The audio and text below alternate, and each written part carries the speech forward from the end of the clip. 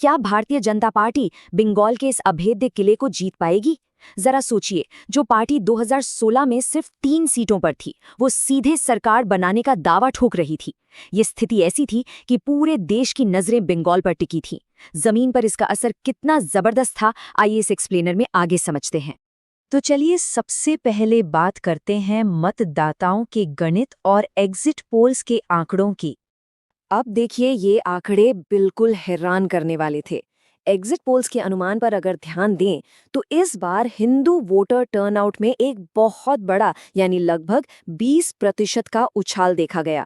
ये टर्नआउट बढ़कर 90% तक पहुंच गया था। वहीं दूसरी तरफ मुस्लिम वोटर टर्नआउट पिछले चुनावों की तरह ही लगभग 95% पर स्थिर रहा। अब इस अकेले आंकड़े ने पूरे बंगाल का चुनावी गणित हिलाकर रख दिया। क्यों? क्योंकि अब कुल वोटर बेस में 68% हिंदू और 32% मुस्लिम वोटर्स थे। एक ऐसी जबरदस्त जंप जो किसी भी नतीजे को पूरी तरह पलटने की ताकत रखती थी। और इस उछाल का असर कैसा हो सकता था? महज 6%। जी हाँ, सिर्फ 6% वोट स्विंग। इस छोटे से स्विंग के अनुमान ने ये दिखाया कि प्रेसिडेंसी जैसे हिंदू बहुल क्षेत्रों में टीएमसी के आंकड़े नीचे खिसक सकते थे, और दूसरी तरफ यही आंकड़े बीजेपी के नतीजों में एक मैसिव सर्ज ला रहे थे। यानी थोड़े से वोट्स का यहां से वहां होना और सत्ता की चाबी किसी और के हाथ में। ये मुकाबला वाकई बेहद करीबी था। अब आते हैं इस चुनाव के सबसे हाई वोल्टेज दृश्य पर, ईवीएम और स्ट्रांग रूम का देर रात का विवाद। काउंटिंग से ठीक पहले की उस रात का हंगामा कैसा था? शुरुआत होती है एक वीडियो से जिसमें बैलेट बॉक्सेस के इधर उधर होने का दावा किया गया। देखते ही देखते खुदीराम अनुशीलन केंद्र के बाहर टीएमसी के नेता धरने पर बैठ गए।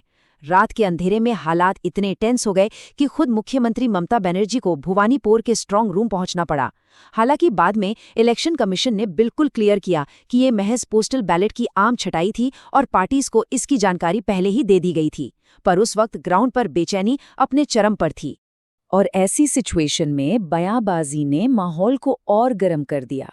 मुख्यमंत्री ममता बनर्जी ने बहुत ही सख्त चेतावनी दी। उन्होंने यहां तक कह दिया कि अगर ईवीएम लूटने या धांधली की कोई भी कोशिश हुई तो वो एक ही सेकंड में 10,000 लोग इकट्ठा कर लेंगी। इस बयान से आप समझ सकते हैं कि उस रात प्रशासन और राजनीतिक दलों के बीच अविश्वास कितना गहरा हो चुका था। वहीं दूसरी तरफ बीजेपी का इस पूरे विवाद पर रुख बिल्कुल अलग था। बीजेपी नेताओं ने इन सभी प्रदर्शनों और आरोपों को सीधे तौर पर एक हारने वाली पार्टी का ड्रामा करार दिया। उनका मानना था कि नतीजों से पहले ही आत्मविश्वास खो चुकी पार्टी के ये सिर्फ बहाने हैं। अगर हम कंप्लीटली इम्पार्शियल होकर देखें तो सच्चाई यही थी कि काउंटिंग से पहले जमीन पर हालात बेहद संवेदनशील और टेंस थे। इस सारे हंगामे के बाद आखिरकार आते हैं 2021 के फाइनल रिजल्ट्स पर, बंगाल का फैसला। अब इन आंकड़ों पर एक नजर डालिए। ये वाकई आश्चर्यजनक थे। जो बीजेपी 2016 में महज 3 सीटों पर सिमट गई थी, उसने 2021 में सीधे 77 सीटें जीत लीं। ये कोई छोटा मोटा बदलाव नहीं था। लगभग 38% यानी 38% वोट शेयर पर कब्जा करके बीजेपी ने खुद को बंगाल में मुख्य विपक्षी ताकत के रूप में मजबूती से स्थापित कर लिया। इतनी जल्दी इतनी बड़ी छलांग लगाना एक बहुत ही विशाल उपलब्धि थी। लेकिन आखिर में सत्ता की चाबी किसके हाथ लगी? वो जादुई आंकड़ा था 213। 213! टीएमसी ने लगभग 48% वोट शेयर के साथ इस विशाल आंकड़े को हासिल किया, और कई राजनीतिक पंडितों के विपरीत अनुमानों के बावजूद टीएमसी ने लगातार तीसरी बार सरकार बनाकर एक नया इतिहास रचा। ये साफ दिखाता है कि उनकी जमीनी ताकत और वोटर बेस पर पकड़ कितनी गजब की थी। हालांकि टीएमसी की जीत का आंकड़ा भले ही काफी बड़ा लग रहा हो, पर मुकाबला कितना करीबी था जरा ये देखिए। 36 ऐसी सीटें थी, ध्यान दीजिएगा, 36 सीटें जहां जीत और हार का मार्जिन 5% से भी कम था। इसका सीधा सा मतलब है कि इन क्षेत्रों में बिल्कुल नेल बाइटिंग फिनिश हुआ। एक छोटी सी चूक और बाजी पूरी तरह पलट सकती थी। चलिए अब देखते हैं इस चुनाव का सबसे बड़ा उलटफेर, लेफ्ट और कांग्रेस का कंप्लीटली शून्य पर आना। बंगाल में बदलाव कितना बड़ा था ये इस एक तथ्य से पता चलता है।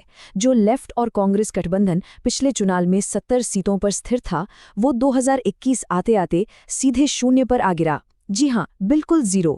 इनके गठबंधन की तरफ से आईएसएफ को सिर्फ 1 सीट मिली, लेकिन लेफ्ट और कांग्रेस अपना खाता तक नहीं खोल पाए।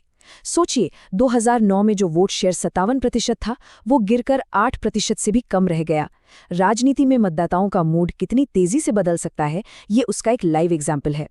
आइए अब समझते हैं राज्य के बदलते राजनीतिक समीकरण और नए ध्रुवों का उदय। भौगोलिक रूप से अगर इस रिजल्ट को ब्रेक डाउन करें तो बंगाल पूरी तरह 2 हिस्सों में बटा हुआ नजर आया। एक तरफ टीएमसी का ग्रामीण इलाकों में दबदबा रहा, उन्होंने 156 में से 117 सीटें सिर्फ रूरल एरिया से जीती। लेकिन दूसरी तरफ नॉर्थ बंगाल में बीजेपी ने ऐसी पैठ बनाई कि टीएमसी से 3 गुना ज्यादा सीटें वहां से जीत लें। इसके अलावा शेड्यूल कास्ट के लिए आरक्षित सीटों पर भी बीजेपी का प्रदर्शन बेहद मजबूत रहा। मतलब सफलता यहां अलग अलग इलाकों और समुदायों के हिसाब से पूरी तरह बटी हुई थी। अब यहाँ एक मेजर प्लॉट ट्विस्ट भी था जिसने 2019 के ट्रेंड्स को पूरी तरह पलट दिया। 2019 के लोकसभा चुनाव में बीजेपी ने जंगल महल क्षेत्र में, जिसमें बांकीरा, पुरुलिया और वेस्ट मिदनापुर आते हैं, जोरदार जीत हासिल की थी। लेकिन 2021 में टीएमसी ने उन आंकड़ों को बिल्कुल उलट दिया। उन्होंने इस बेहद क्रूशल इलाके को वापस जीत लिया और बीजेपी के बढ़ते प्रभाव को वहीं पीछे धकेल दिया। राजनीति के जमीनी क्षेत्र में ऐसे बदलाव सच में फैसिनेटिंग होते हैं। तो इस चुनाव विश्लेषण से सबसे अहम बात क्या निकल कर आती है? यही कि 2021 के इन नतीजों ने बंगाल में एक नए युग की शुरुआत कर दी है।